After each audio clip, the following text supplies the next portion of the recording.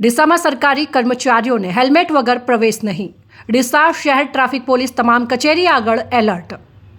સરકારી કર્મચારીઓને two wheeler લઈ હેલ્મેટ વગર કચેરી કમ્પાઉન્ડમાં પ્રવેશ ન કરવા દેવાના રાજ્યના ગૃહ વિભાગના આદેશને પગલે ડીસા શહેર ટ્રાફિક પોલીસ સરકારી કર્મચારીઓ આગળ તૈનાત થઈ ગઈ હતી અને હેલ્મેટ વગર પ્રવેશતા કર્મચારીઓને મેમા આપી દંડનીય કાર્યવાહી કરી હતી.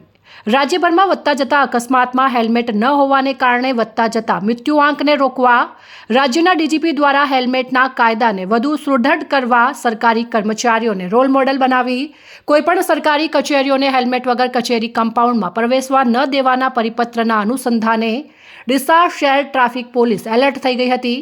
જેમાં ડીસા ટ્રાફિક પોલીસે ડીસા મામલતદાર કચેરી, તાલુકા પંચાયત કચેરી, નાયબ કલેક્ટર કચેરીના પ્રવેશ દ્વાર આગળ ચેકિંગ પોઈન્ટ ગોઠવીને કચેરી સમયે ટુ વ્હીલર લઈને આવતા કર્મચારીઓને હેલ્મેટ ના પહેર્યું હોય તેઓને મેમા પાવતી આપી દંડ ફટકાર્યો હતો. ગૃહ વિભાગના પરિપત્રના પ્રથમ દિવસે જ અનેક કર્મચારીઓ અજાણ હોઈ હેલ્મેટ પહેર્યા વગર આવ્યા હતા.